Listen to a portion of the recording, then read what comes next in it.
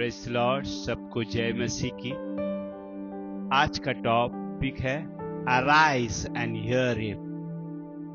उठकर परमेश्वर की सुन।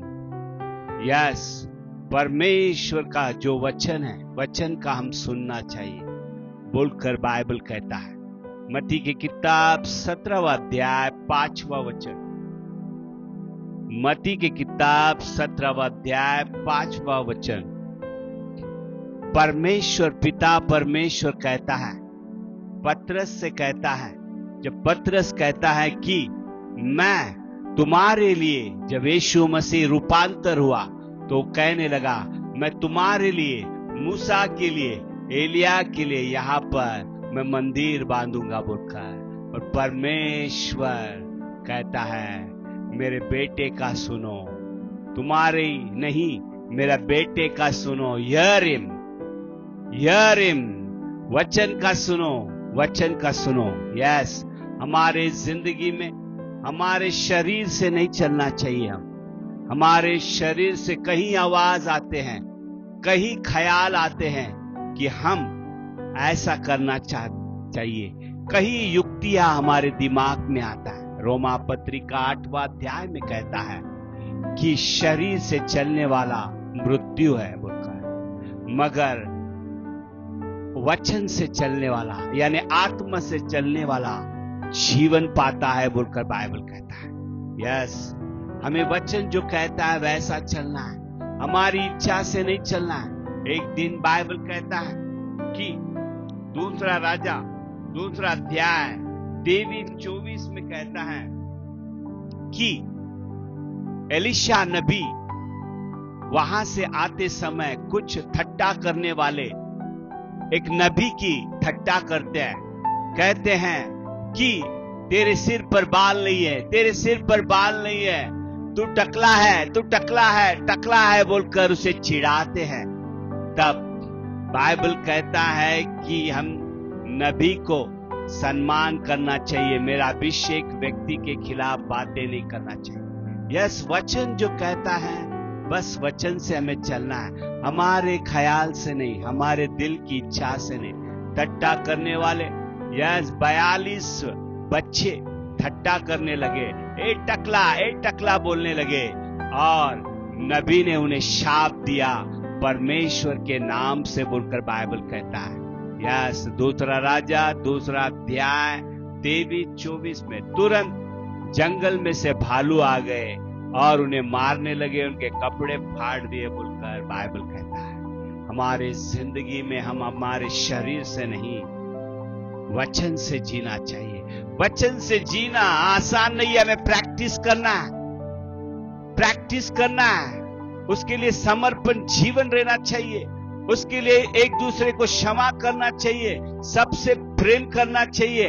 हमारे जिंदगी में अगर हम वचन को प्रेम करेंगे, क्योंकि पिता परमेश्वर ने कहा हियर हिम, उसकी सुनो, उठो और उसकी सुनो।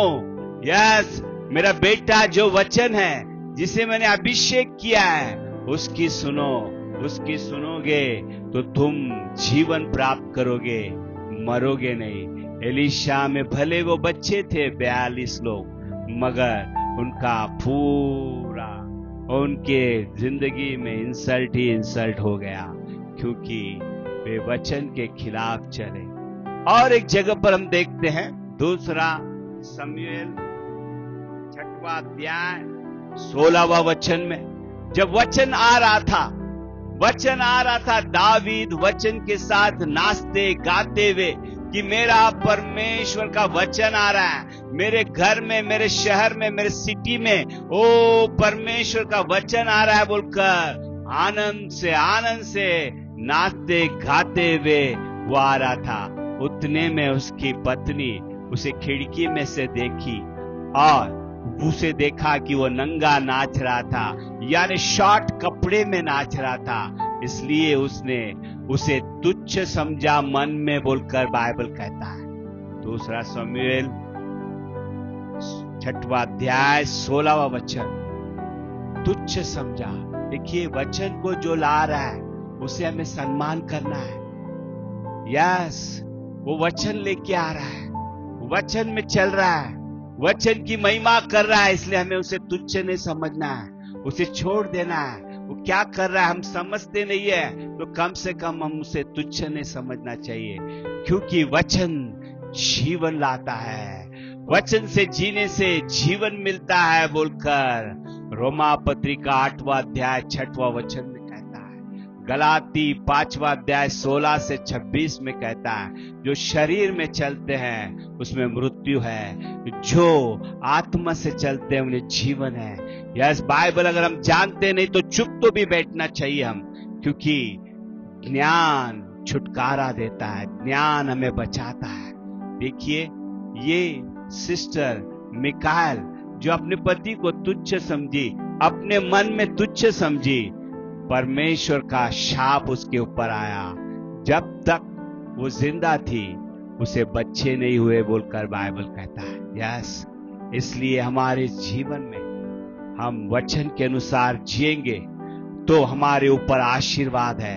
अगर वचन के अनुसार नहीं जीते हैं तो हमारी जिंदगी में शाप यानी मृत्यु आता है। अगर हम सुनते हैं उसका वचन का, यह जैसा पिता परमेश्वर ने कहा, यरीम पतरस रूपांतर के समय मत्ती किताब 17वां अध्याय 5वां वचन में पतरस से कहता है, तू मुझे मत बता, तू तेरे ख्याल मत बता, तू इसका सुन, यरीम मेरा वचन का सुन, मेरे बेटे का सुन, तुम्हारा अच्छा होगा, तुम आशीष में रहोगे, जीवन में रहोगे, छुटकारा में रहोगे, शांति में रहोगे बोलकर वचन करता है। Thank you Holi spirit, thank you.